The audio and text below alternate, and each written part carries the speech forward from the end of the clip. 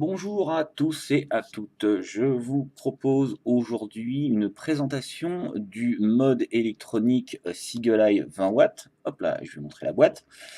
Donc ce mode électronique a la particularité de pouvoir, comme son nom l'indique, pardon, monter à 20 watts et va vous permettre de vaper avec une tension linéaire. Alors je vais revenir sur ce principe au cours de la vidéo. Alors je vais tout simplement vous présenter un petit peu la tête. Là on est sur la tête de l'atomiseur, donc qui est une tête électronique. Donc, la tête de ce mode est composée de plusieurs éléments, tout simplement le bouton on-off, donc qui est un bouton qui va vous permettre d'allumer votre mode en appuyant 5 fois dessus. Vous avez un pas de vis qui est ici, qui est le pas de vis du cap supérieur. Alors on va remarquer sur ce cap supérieur tout simplement 5 évents pour laisser passer les entrées d'air pour les atomiseurs qui nécessitent une entrée d'air directement sur le plot. Vous avez un pas de connexion égaux. C'est pas vraiment le but ni l'utilité du mode d'utiliser des atomiseurs égaux, mais vous avez la possibilité de les utiliser grâce à ce pas de vis.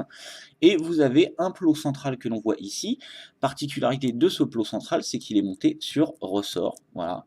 Quand j'appuie avec le stylo, et bien en fait tout simplement on voit que ça s'enfonce. Donc un plot de connexion positive sur ressort, ce qui vous permet tout simplement d'avoir l'intégralité de vos atomiseurs flush. Alors je vais prendre flush à plat évidemment, donc c'est-à-dire que ça vous fait un résultat fini. Là, je vais prendre un atomiseur qui n'a pas besoin de prise d'air par le bas, mais ce n'est pas grave, c'est pour la démonstration. Voilà, là on sent en fait tout simplement qu'il y a une petite résistance, donc l'atomiseur est en contact, mais c'est pas joli, ça fait pas fini. Et donc en fait tout simplement on vient visser, donc on sent l'atomiseur descendre, enfin on sent la tête, le plot positif descendre, et donc en fait ça vous fait un résultat parfaitement plat. Voilà. Et si l'atomiseur nécessitait une prise d'air par le bas, eh bien on voit tout simplement qu'avec les 5 gorges qui sont présentes ici, eh bien cela se peut. Hop là, donc on va le dévisser. Voilà.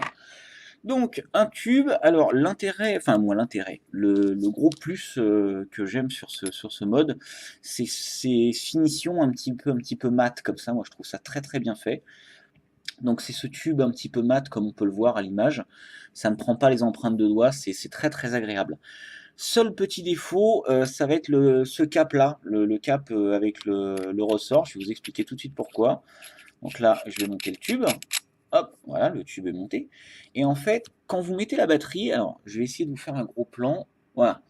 Alors en fait, quand vous mettez la batterie, il y a un petit défaut qui a été fait chez Seagull, c'est qu'en fait, ils ont traité aussi le pas de vis à ce niveau-là.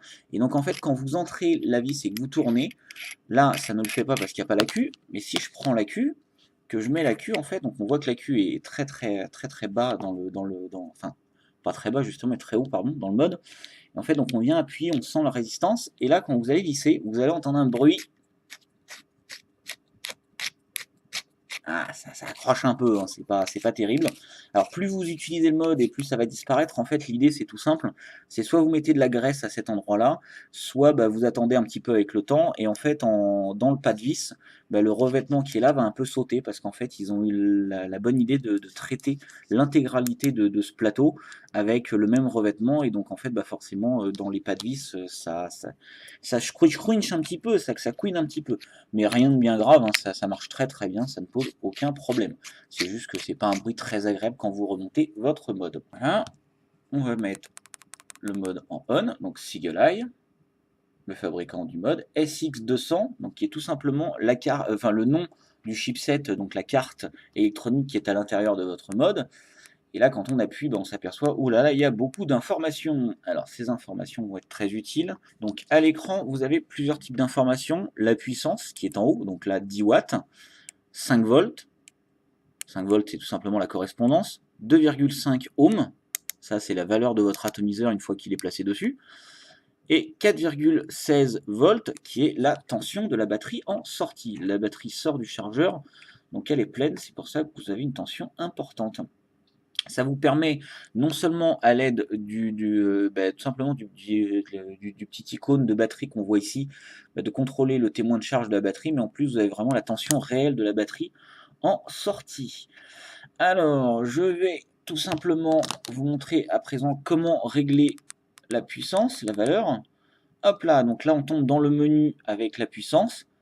Si on tourne le mode sur le côté, on voit que ça descend. Si on tourne le mode de l'autre côté, eh bien on voit que ça monte. Incrémentation par 0,1.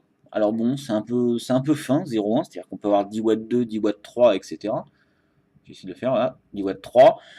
De 0,5 en 0,5, ça aurait été largement suffisant, mais bon, qui peut plus, peut moins. En tout cas, c'est ce que je pense.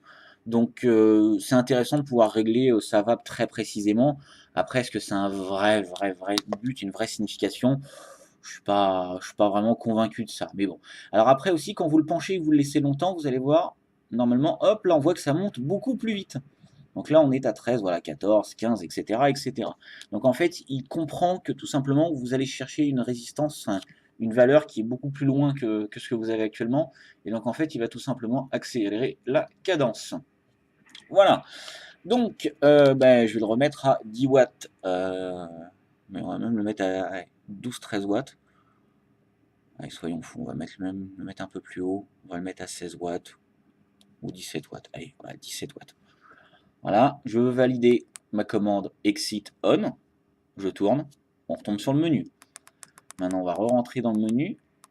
Donc là, exit on, c'est pour sortir du menu. System on, si on fait ça. Allez. Si on le descend. Alors, c'est peut-être dans l'autre sens, je ne sais plus. Voilà, system off. Donc en fait, vous avez un côté pour éteindre le mode et un côté pour l'allumer. Hop, on va relancer. On le redémarre. Donc vous avez vu un menu avec 3 entrées, hein. La valeur de votre puissance, la sortie du menu, donc exit, et la sortie et l'extinction du mode. Donc en fait, 3 possibilités, c'est très restreint, mais ça évite de se perdre dans des options qui sont complètement aléatoires et qui ne servent pas à grand chose. Là, vous avez 3 sous-menus, donc 3 possibilités. C'est vraiment très simple et ça permet une mise en œuvre très rapide de votre mode. Hop là.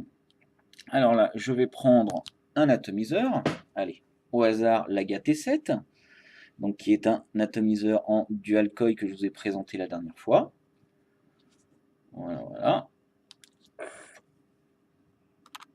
Je vais le placer dessus. Toc, voilà. Et donc là, on voit ma résistance, 1 ohm 3.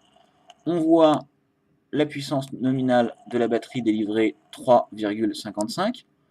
4 volts 70, 17 watts. Bon, une fois que vous avez monté votre mode de cette façon, on va repasser avec un système de mise au point automatique. Là, voilà.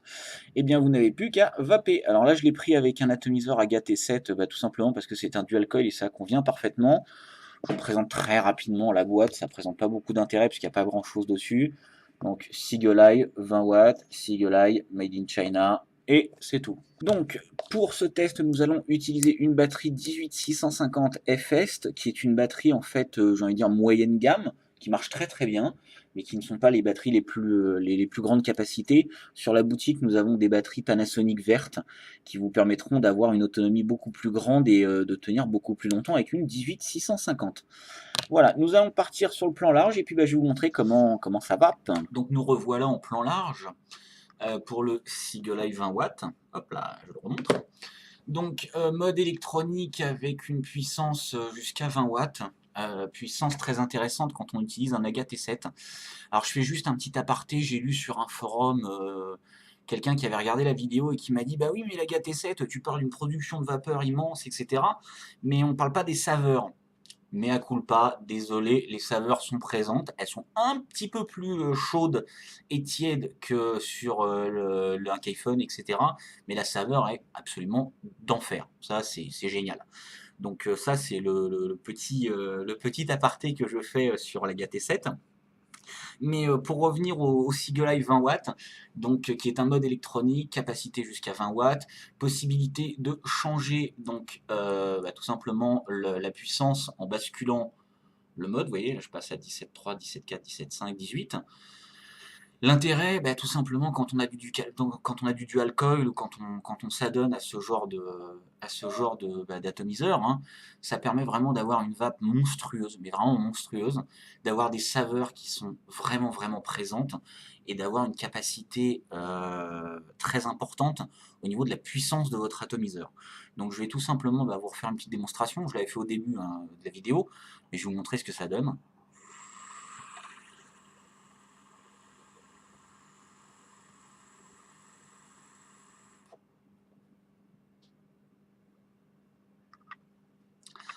Voilà, c'est monstrueux, hein, il n'y a pas vraiment grand chose à dire.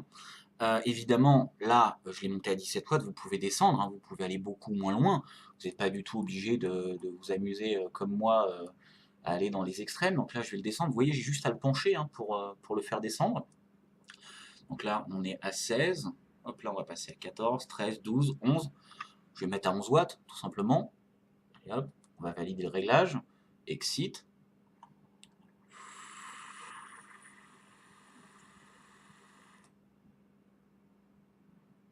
Oui, la vapeur est beaucoup moins dense. Il y en a quand même beaucoup, hein. Je suis tout à fait conscient que c'est une vraie machine. Hein. Mais, bon, ça permet de vaper en public sans forcément que les gens appellent les pompiers derrière. On va repasser en haut parce que l'idée c'est quand même de vous montrer un petit peu les capacités hautes de l'atomiseur. Donc là on est à 18, allez 20 watts. On va se mettre à 20 watts. Hop. Exit, on, voilà, 20 watts. Parce qu'il veut bien faire la mise au point. Voilà, 20 watts.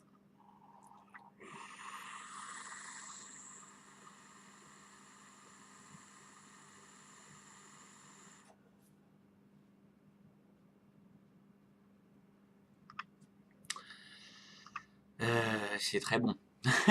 C'est très bon, les saveurs sont là. Alors évidemment, ça dépend de l'atomiseur que vous allez mettre dessus. Hein. Vous n'êtes pas obligé de mettre un Agate 7. Moi, je vous recommande l'Agate 7.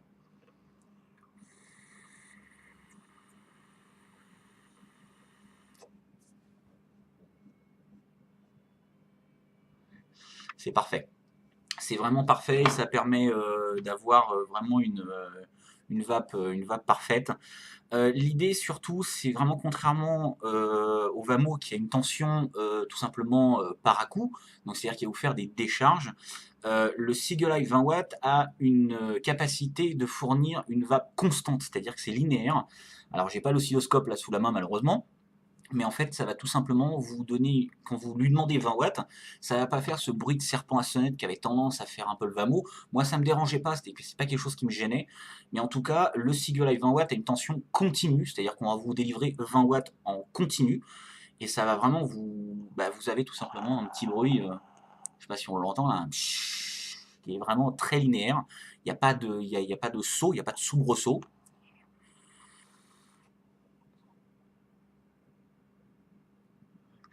Et la vape est monstrueuse. Voilà. Bon, ça c'était la conclusion. Merci à tous de nous suivre. Merci pour tous vos petits commentaires très sympathiques sur nos vidéos. Ça nous fait plaisir. Sachez que je lis les forums, donc j'ai entendu la critique sur l'Agate 7 à propos de la restitution des saveurs. En tout cas, j'en suis désolé, mais elle coule pas encore. Cet atomiseur rend très bien les saveurs. Et pour revenir au Seagull 20 watts, c'est un produit absolument génial. Je vous encourage à l'essayer.